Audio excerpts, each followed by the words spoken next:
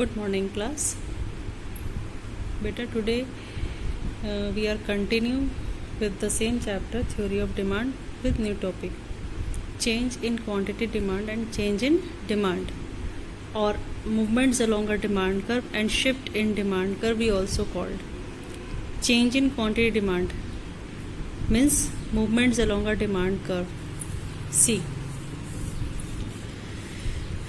when due to change in its own price alone, quantity demanded of a commodity changes, it is expressed by different points on the same demand curve. It is called movements along a demand curve or change in quantity demand. जब demand जो है अपने खुद के price की वजह से change हो रही हो और कोई रीज़न नहीं है डिमांड चेंज होने का, उस जो चेंज होने का जो रीज़न है वो उसका अपना खुद का प्राइस है, सिर्फ प्राइस ही वजह हो जब डिमांड के चेंज होने की, और उसके प्राइस की वजह से डिमांड बढ़ रही है कभी घट रही है, तो उसको हम कहते हैं movements along a demand curve. और उस केस में हमारा क्या होता है कि सेम डिमांड कर्व पे पॉइंट्स क्या करते हैं, डिफरेंट पॉइंट्स होते हैं, कभी वो ऊपर की साइड शो हो रहे हैं, कभी नीचे की साइड शो हो रहे हैं। अगर पॉइंट्स ऊपर शो रहा है ऑन डिमांड कर्व यानी डिमांड घट रही है, पॉइंट नीचे आ रहा है ऊपर से नीचे डिमांड बढ़ रही है, नीचे से ऊपर जा रहा है तो घट रही है, उसे हम कहते हैं movements along a demand curve. तो अगर हमारा डिमांड जो है कभी बढ़ता है, प्राइस घट जाए और डिमांड बढ़ जाए, तो उसे हम क्या कहेंगे, एक्सटेंशन ऑफ डिमांड। और अगर डिमांड घट रही है क्योंकि प्राइस बढ़ रहा है तो उसे हम क्या कहेंगे, कॉन्ट्रैक्शन ऑफ डिमांड। ठीक है, फिर हमारा देखिए ये extension of demand, contraction of demand caused by decrease in on price of the commodity. जब कमोडिटी के खुद के प्राइस घटते हैं और डिमांड बढ़ती है तो हमारा उसे एक्सटेंशन कहते हैं, और अगर प्राइस बढ़ रहे हो और डिमांड घट रही होती है तो कॉन्ट्रैक्शन कहते हैं। एक्सटेंशन और कॉन्ट्रैक्शन के केस में हमारा एक ही डिमांड कर्व पे पॉइंट्स आर मूविंग अपवर्ड और डाउनवर्ड। अगर हमारा पॉइंट अपवर्ड जा रहा है दैट मीन्स डिमांड घट रही है, वो हमारा कॉन्ट्रैक्शन का पार्ट है, और अगर हमारा पॉइंट डाउनवर्ड आ रहा है इसका मतलब डिमांड बढ़ रही है तो हमारा एक्सटेंशन का पार्ट है। कर्व एक ही रहता है, पॉइंट्स मूव करते हैं अपवर्ड डाउनवर्ड। फिर हमारा आता है shift in demand curve. Shift in demand curve में जो हमारा डिमांड चेंज होता है ड्यू टू अदर फैक्टर्स, और उस टाइम पे उसके जो खुद के प्राइस हैं वो कांस्टेंट रहते हैं, तो उसको कहते हैं हम shift in demand curve. When demand change due to change in other factors and the price of on commodity will be constant, that is called shift in demand curve. In this case जब हमारा price तो constant है लेकिन other factors की वजह से demand बढ़ती घटती है, तो उस केस में हमारा पूरा का पूरा डिमांड कर्व ही मूव करता है, या तो शिफ्ट हो जाता है या तो राइटवर्ड साइड या लेफ्टवर्ड साइड। अगर डिमांड बढ़ रही है, प्राइस कांस्टेंट है तो शिफ्ट हो जाएगा राइटवर्ड साइड, डिमांड घट रही है, प्राइस कांस्टेंट है तो शिफ्ट हो जाएगा लेफ्टवर्ड साइड। शिफ्टिंग में हमारा डिमांड चेंज होता है due to change in other factors, उस टाइम पे उसके खुद के प्राइस कांस्टेंट रहते हैं। अदर फैक्टर्स में कुछ भी हो सकता है रीजन डिमांड के बढ़ने घटने का, कंज्यूमर की अपनी खुद की इनकम, या प्राइस ऑफ रिलेटेड गुड्स, या टेस्ट एंड प्रेफरेंसेस, या एक्सपेक्टेशंस, कुछ भी व्हाटएवर, बस प्राइस रीजन नहीं है डिमांड के चेंज होने का।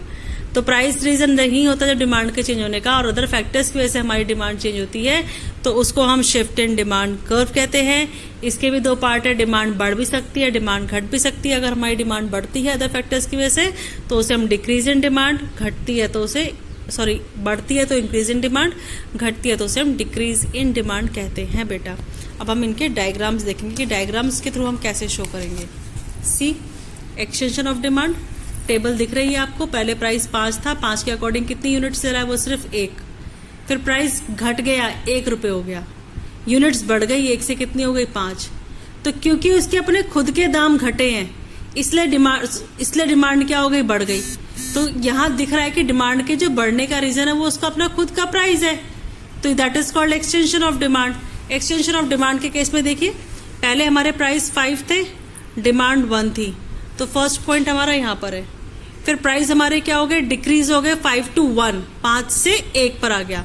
जब प्राइस 5 से 1 पर आया तो डिमांड बढ़कर 1 से 5 पे चली गया, पॉइंट यहाँ आ गया। तो पॉइंट्स क्या हो रहा है, मूव हो रहा है डाउनवर्ड साइड। डिमांड कब तो वही है बट 2 पॉइंट है, पहला पॉइंट यहाँ फिर दूसरा पॉइंट यहाँ, तो ऊपर से नीचे की तरफ पॉइंट आया, उसे हम क्या कहेंगे, extension of demand. Contraction of demand में जस्ट अपोजिट हो जाएगा, आपके प्राइस 1 फिर 5, फिर बढ़ गया 1 से 5 हो गया प्राइस, तो क्वांटिटी घट के हो गई 5 से 1। तो यहाँ पर भी समझ में आ रहा है कि जो हमारी क्वांटिटी घटने का कारण है वो उसका अपना खुद का प्राइस है। इसमें हमारा पहला पॉइंट यहाँ है, दूसरा पॉइंट यहाँ आ गया। इसमें पॉइंट उसी डिमांड कर्व पे क्या कर रहा है, अपवर्ड मूवमेंट कर रहा है। अगर on a same demand curve points downward आता है तो उसे एक्सटेंशन अपवर्ड जाता है, तो उसे हम कॉन्ट्रैक्शन ऑफ डिमांड कहते हैं। इंक्रीज डिक्रीज के केस में क्या होता है, हमारा प्राइस कांस्टेंट रहते हैं फिर भी डिमांड बढ़ती घटती रहती है। Increase in demand, price 10, demand 20, price 10, demand 30। तो यहाँ पर भी रीजन दिख रहा है कि डिमांड तो बढ़ रही है बट प्राइस उसका रीजन नहीं है, प्राइस कांस्टेंट है, प्राइस की वजह से डिमांड नहीं बढ़ रही। इसका मतलब किसकी वजह से बढ़ रही है, अदर फैक्टर्स, प्राइस के अलावा कोई और कारण है जिसकी वजह से हमारी डिमांड बढ़ गई। ग्राफ 10 पर 10 पे कितना है हमारा क्वांटिटी 20, फिर 10 पे ही कितना क्वांटिटी है हमारा 30। तो पहले 10 पे 20 था, उसके अकॉर्डिंग पहला डिमांड कर्व ये, फिर 10 पे कितना होगा बेटा 30 हो गया, तो डिमांड कर्व हमारा यहाँ आ गया, यानी पूरा का पूरा डिमांड कर्व ही शिफ्ट हो गया राइटवर्ड साइड, डी से D1। डिक्रीज के केस में क्या हो जाएगा, वही सेम प्राइस है, पहले 30 फिर 20, यानी यहाँ पर भी जो डिमांड घटने का कारण उसका अपना प्राइस नहीं है, कोई अदर वन फैक्टर है जिसकी वजह से डिमांड क्या हो रही है, डिक्रीज हो रही है।